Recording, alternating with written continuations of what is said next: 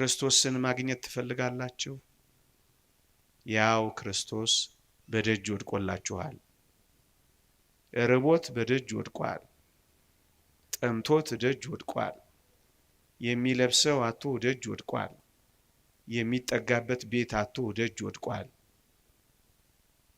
የሚሰማራበት መሰማሪያ አጥቶ ደጅ ወድቋል። ክርስቶስን ማግኘት ከፈለጋችሁ ያው ደጅ ላይ አልፋችሁት መጣችኋል። ምክንያቱም ክርስቶስ ድሆችን፣ ክርስቶስ ምስኪኖችን፣ ክርስቶስ የሚበሉት የሌላቸውን፣ ክርስቶስ የሚጠጡት የሌላቸውን እኔ ይላቸዋል።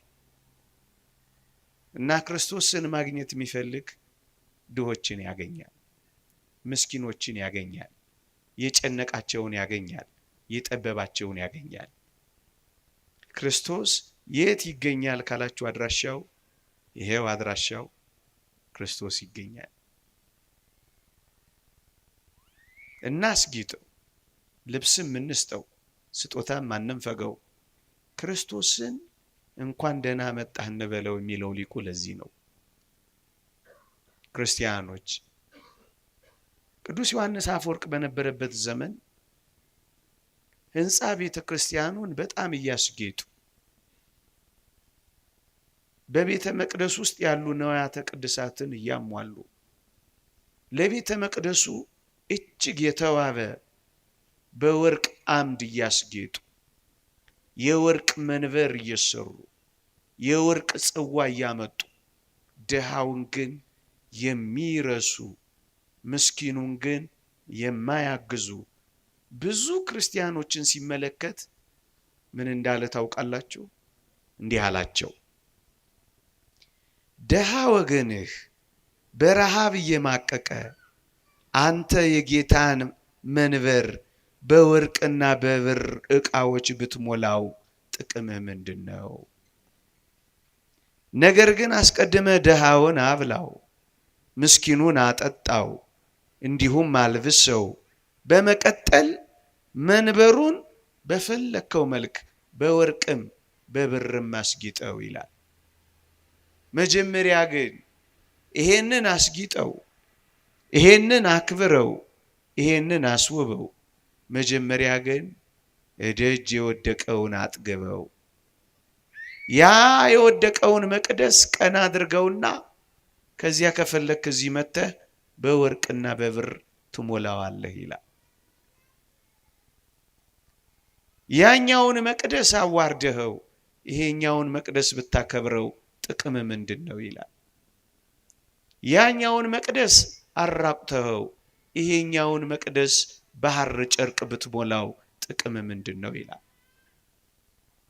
ለዛኛው መቅደስ ቀዝቃዛ ጽዋ ውሃ ሳትሰጠው ለዚህኛው መቅደስ የወርቅ ጽዋ ብታመጣለት ጥቅም ምንድነው ይላል። ለጥሙ ጠብታ ታክል ቀዝቃዛ ውሃ ሳታመጣለት ለክርስቶስ ለመንበሩ የወርቅ ጽዋ ብታመጣ ጌታን ታስቀናዋለህ ሆይ? ጥቅም ምንድነው ይላል። አካሉን የሚሸፍንበት ጨርቅ እዛ ነፍገኸው እዚህ ደግሞ መተህ የሐር ጨርቅ ብታለብሰው እግዚአብሔርን ደስ ማሰኘት ነው ወይ ይላል። እዛ ጋር ያለው የወደቀውም የክርስቶስ ሥጋ ነው። እኔ ነኝ የሚለው ብራብ አብልታችሁኛል፣ ብጠማ አጠጥታችሁኛል፣ ብታረዝ አልብሳችሁኛል፣ እንግዳ ብሆን ተቀብላችሁኛል ይልሃል። እኔ ይላል እዛ። እዚህስ የሚሰዋው የሱ ሥጋ ነው። እዚህ የሚፈሰው ደሙ ነው። እዛ ያራቆትከውን እዚህ ብታለብሰው ጥቅም ምንድነው ይላል። ያንን አስበው፣ ከዚያ ይሄንን አክብረው። ለዚያ ለጥሙ ጠብታ ታክል ቀዝቃዛ ውሃ አጠጣው፣ ከዚያ ዚናና የወርቅ ጽዋም አምጣው። አስቀድመህ ደሃ ወገንህን አስበው፣ መግበው፣ አልብሰው። ከዚያም ሥጋውንና ደሙን በሐር ጨርቅ አክብረው። በዚያ ያከበርከውን በዚያ ታረቁተው። ይህን ሥጋዬ እንዳለው ያንን ብራብ አላበላችሁኝም ያለው አካሉ አንድ ነው ይላል። ሁለቱን እያነጻጸረ የተረሳ መቅደስ አለ ወገኖቼ። ያውም እንዲህ ባለ ከባድ ዘመን፣ ሰው መጠጊያ ባጣበት ዘመን፣ ኑሮ በከበደው ዘመን፣ በቀን 3 የሚበሉ አንድ በሚበሉበት ዘመን፣ ምግባቸውን በቀነሱበት ዘመን፣ ዓለም ድሆችን እየቸረቸረች ድሆችን እያበዛች ባለበት ዘመን፣ ችግረኞችን እየቀፈቀፈች ባለበት በዚህ ዘመን ክርስቲያኖች የኔና የእናንተ ሥራ ሊሆን የሚገባው ማሰብ ነው፣ አለመርሳት ነው፣ መተጋገዝ ነው፣ መደጋገፍ ነው።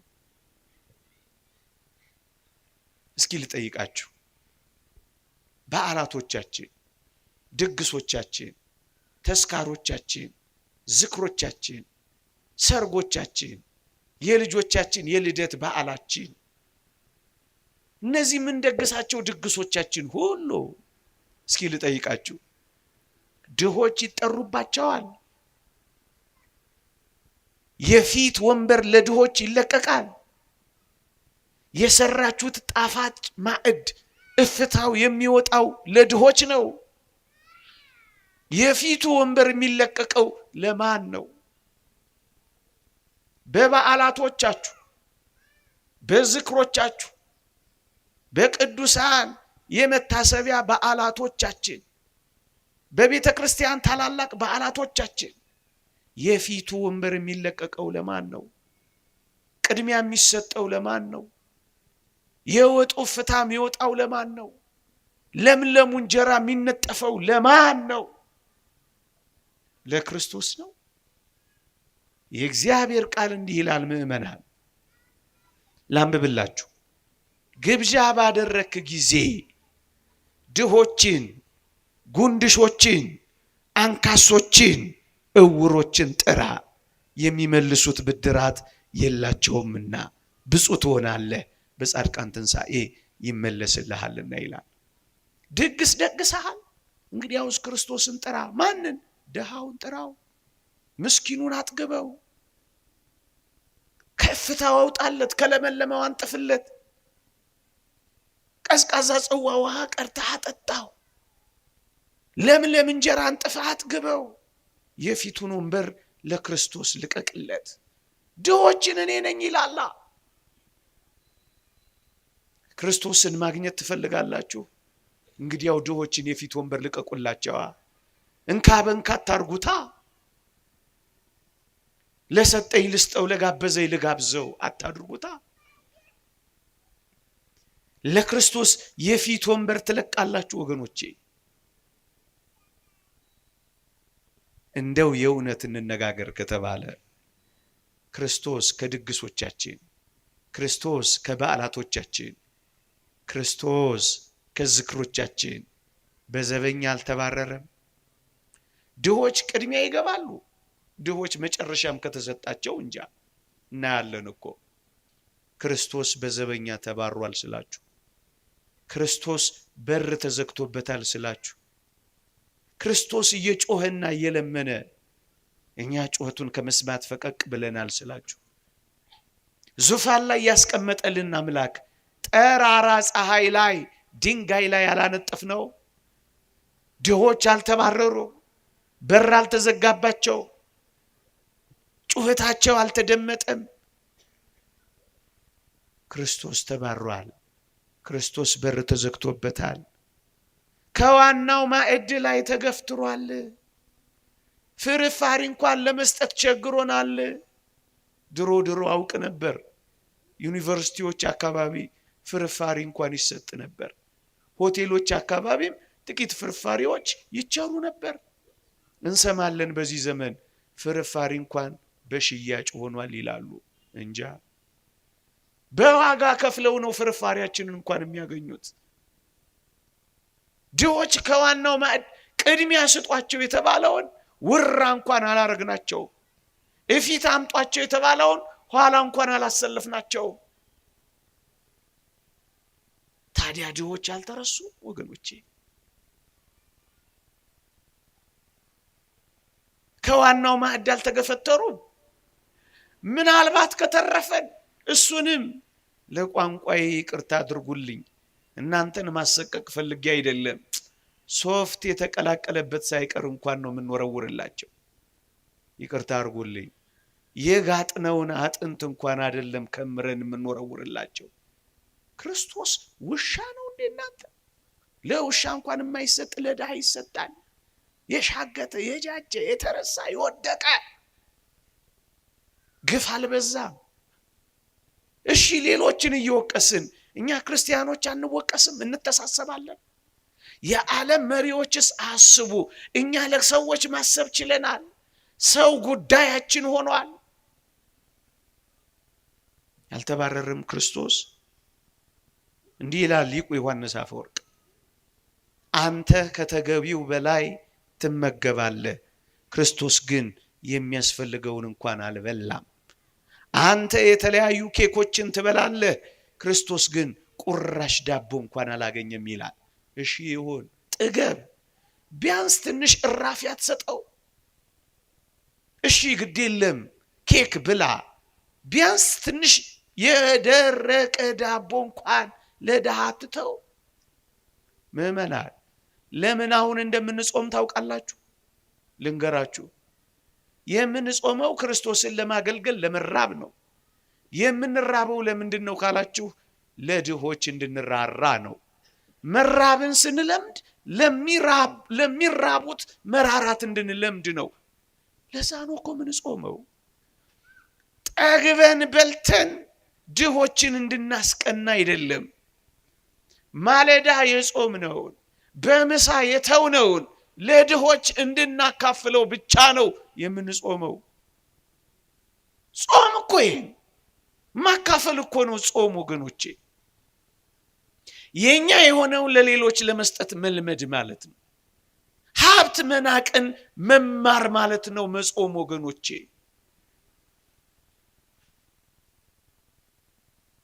ከተገቢው በላይ መብላት አይደለም።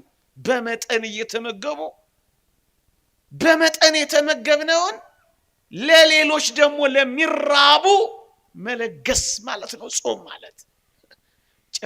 ጨርስ እየተባባሉ ትሪውን ጽድት ማድረግ አይደለም ጾም። ማስተረፍና መስጠትም ጭምር ማካፈልም ጭምር ነው ወገኖቼ። ዓለም ይጨክን፣ እሺ እኛም እርስ በርስ መጨካከን አለብን። ዓለም በድሆች ላይ ይጨክን፣ እሺ እኛም መቷቷው አለብን። ተውት፣ ሌላው እርሱት ይጨክን፣ እኛ ግን በር እንዘጋጋለን። እኛ ግን አንተዋወስም። አንተ የተጣራ የወይን ጠጅ ትጠጣለህ፣ ነገር ግን ለእርሱ ቀዝቃዛ ኩባያ ውሃ እንኳን አልሰጠው። አንተ በለሰለሰና በተለበጠ አልጋ ትተኛለህ፣ ነገር ግን እርሱ በውጭ ሆኖ በቁር ያልቃል። አንተ ለክርስቶስ የሆኑትን ገንዘቦች ሁሉ ጭርስ አድርገው ወስደሃል ይላል ሊቁ ዮሐንስ አፈወርቅ። እሺ ወይን ጠጣ፣ እሺ ውስኪ አጋጭ፣ ቢያንስ ግን ለጥሙ ጠብታ ቀዝቃዛ ውሃ ብትሰጠው ምን አለ? እሺ አንተ በለሰለሰና በተለበጠ ኮንፈርቶች መካከል ይሙቅህ፣ ዶፍ የሚወርድበትን በውርጭ የሚያልቀውን ክርስቶስን አንድ ብርድ ልብስ ብትመጸውተው ምን አለ ነው የሚለው። እየሰማችሁኝ ከሆነ ክረምት አዲስ አበባ ውስጥ ጥቂት ስታቲስቲክሶችን አይቻለሁ። በጣም ብዙ ሰዎች ይሞታሉ። ለምን መሰላችሁ? በብርዱ፣ በዝናቡ፣ በጎርፉ፣ በውርጩ ብዙ ሕፃናት ያልቃሉ። ወደው መሰላችሁ እንዴ ማስቲሽ የሚስቡት? ወደው መሰላችሁ እንዴ ቤንዚል የሚያሸቱት? ያሳዝናል። ጠይቋቸው፣ ውረዱና ራበና ይሏቸዋል። ሁሉም ላይ ሆኑ ይችላሉ። አብዛኞቹ ግን ቤት የላቸው፣ የሚበሉት የላቸው። ወደኛ ቀረብ ሲሉ የመኪና መስታወታችንን እንዘጋባቸዋለን። ምን ያድርጉ? በማስቲሽ ይረሱታል። አንጀታቸውን በቤንዚል ያጣብቁታል። ናላቸውን ያዞሩታል። ሂዱ ሜክሲኮ። እንደውም አሁን የሉም መሰለኝ፣ ተጠርገዋል። ለሜክሲኮ መንገድም አይመቹም መሰለኝ። ለትዳራቸውና ለልጆቻቸው የሚያስቡ ባለትዳሮች ገፍተው የጣሏቸውን ወላጆች ይሄ ዓለም ደግሞ ገፍቶ የት እንዳደረሳቸው አላውቅም። ሰሞኑን አላየዋቸው። ክረምት ብርድ ልብስ አጥተው የሚሞቱት ብዙ ናቸው ነው የምላችሁ። በስንት ብርድ ልብስ ትቀያይራላችሁ እናንተ? እንደውም ይቅርታ አድርጉልኝ፣ ብዙዎቻችን መተኛት የምንፈልገው ዝናብ በደንብ ዶፍ ዝናብ ሲዘንብ ጨለም ሲል አቤት እንቅልፍ እንላለን። እደጅ ግን ዶፍ የሚወርድበትን አናውቀው። ይሄ የአስኮ መንገድ ሲሰራ በዛ አካባቢ ስራ ነበረኝና ታክሲ ስጠብቅ ምናምን ህፃናት ልጆችን አናገር ነበር። ትልልቅ ቱቦዎች ለመንገድ ስራ ተቀምጠዋል። ቱቦዎቹ ላይ ይፈነጥዛሉ፣ ይጫወታሉ። ጠየቅኳቸው፣ ጋሼ ክረምት ላይ እኮ መንገድ ሲሰራ በጣም ደስ ይለናል። ለምን እንዴ አታየውም? እንዴ ይሄን ቱቦ G+1 እንገነባበታለን፣ ቱቦ ውስጥ እናድርበታለን። እየሰማኝ ነው? ሸረሪት ያደራበት ብዙ ቤት ያለው ሰው እያለ ብዙ ሰው ቤት አጥቶ ብርድ ልብስ አጥቶ። ክርስቲያኖች ልጠይቃችሁ እስኪ ክረምት ብርድ ልብስ የመስጠት ልምድ አላችሁ? ብዙ ማህበራት አሉ ምንጣፍ እዚህም ያነጥፉ። እሰይ ጥሩ ነው። ግን ለአንዳንድ ሰዎች ደግሞ ወጣ ብለን ብርድ ልብስ የምንሰጥበት መርሃ ግብር አለ። ክርስቶስ በውጭ ሆኖ በውርጭ ያርቃል፣ በቁር ይመታል። እስኪ መተሳሰብ እንድንችል ወደ ልባችን እንድንመለስ እንጂ እናንተን ማሳቀቅ ፈልጌ አይደለም።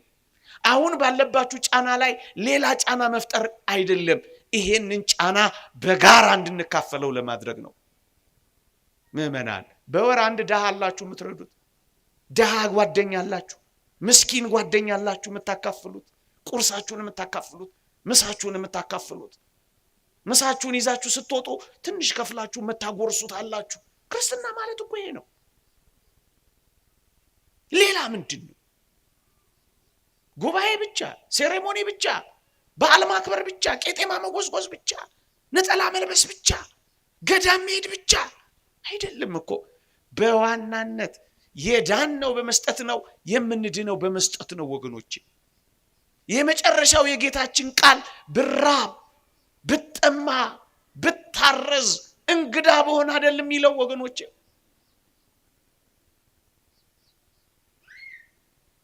ብዙ እናቶችና ብዙ እህቶች ትታዩኛላችሁ። ሰፈር ውስጥ የሚራቡና የሚጠሙ ሰዎችን ታውቃላችሁ። ማዕዳችሁ የተከፈተ ነው፣ በራችሁ ገርበብ ያለ ነው። የምሳችሁን እስኪ ለትዬ እንትና ልስጣቸው፣ ጧሪ የላቸው፣ ቀባሪ የላቸው፣ አባ ከናሚር የላቸው ትላላችሁ። ና እንትናዬ እስኪ ጭንቅመሳት 2 ጉርሻ እንኳን ታጎርሳላችሁ። ጉርሻ በሚሸጥባት ሀገር ታካፍላላችሁ ወይ ወገኖቼ? የኛ መኪና ልብስ አላት፣ የኛ መኪና ቤት አላት፣ እሰይ ይኑራት። ግንስ አንድ ምስኪን ክርስቶስ ልብስ አለው? እንጃ። ቤትማ ተውት። ሁላችንም ወደ ቤት አልባነት ሳንቀየር አንቀርም በቅርቡ። እንጃ እሱንማ ተውት። ግን ድሆችን የሚያስብ ልብ አለ፣ ምስኪኖችን የሚያስብ ልብ አለ። ቁም ሳጥናችንን በቅያሪ ልብሶች ያጨናንቀነዋል። እሰይውን ቢያንስ የዓመት ልብስ የምትሰጡት አንድ ድሃ አላችሁ። የዕለት ጉርስ የዓመት ልብስ ይበቃናል ይላል መጽሐፍ። አንድ ልብስ ታካፍላላችሁ፣ አንድ ልብስ ትሰጣላችሁ። ድሃው ፀሐይና ብርድ ይፈራረቅበታል። ምናልባት አንዳንዶቻችን ሞዴል ይፈራረቅብን ይሆናል። ይሁንሽ ይፈራረቅብን፣ ግን ቢያንስ ጥቂት ነገር እንሰጣለን፣ ጥቂት ነገር እንለግሳለን። ለሱ ነው እኮ እነዚህ ነገሮች ሁሉ በተከታታይ የምናገረው። ቢያንስ እንደ ክርስቲያን ለጽድቅ የሚሆን እንዲህ አይነት ህይወት አለን። ድሃው የሚበረደው ብርድ የሚመታው ብርድ ልብስ አጥቷል። ምናልባት አንዳንዶቻችን ብዙ ብራንዶች ይኖሩናል። ግድ የለም ይኑሩን። እሱን መቃወሚያ አይደለም፣ ባለጸግነትን መንቀፊያ አይደለም፣ ማማርና መዋብን ማውገዚያ አይደለም። ቢያንስ ማካፈልን ግን መልመድ መቻል አለብን ወገኖቼ። አንዳንዶቻችን በአንድ ማዕድ 3 ምግቦችን እንበላለን። ምናልባት እዚህ ውስጥ ላይ መለከታችሁ ይችላል። ቀልደኛ ነህ ይሄንን የምትልበት ከሽሮ ሜዳ ፈቀቅ በልና ሌላ ቦታ በልትሉኝ ትችላላችሁ። ስታርተር ይባላል፣ ለምግቡ ማሟሟቂያ ይበላል። ከዛ ሜንዲሽ ይባላል፣ ዋናው ምግብ ይበላል። ከዛ ዋናው ምግብ ከተባላ በኋላ ደግሞ ማንሸራሸሪያ ዴዘርት ነው። ምግቡን ዲዘርት ነው፣ ዴዘርት በለው እንጂ ዲዛስተርም እለዋለሁ እኔ ከፈለኩ። ደግሞ ያርመኛል እንዴ እኔ ምን አለበት አንተ አርም እንጂ። በሶስት ቀን አንዴ የማይበላ ሰው ባለበት ቦታ በአንድ ማዕድ 3 ቀን መብላት 3 ጊዜ መብላት ግፍ አይደል ነው አይደለም? እሺ ይበላ፣ ቢያንስ አንዱን እንኳን ለደሃ መስጠት ያቅታል። እውነት እንደዚህ የሚሉ ሰዎች ጸበል ቤት ታገኛላችሁ። ምን የሚሉ ምግብ እንኳን የማያገኙ ሰዎች ጸበል ቤት ታገኛላችሁ፣ ህሙማን ቤት ታገኛላችሁ። እውነት ቅድስናንና ጽድቅን የምትፈልጉ ከሆነ ይሄንን ብርቱ ስራ ስሩ። ሹልክ እያላችሁ ስሩ።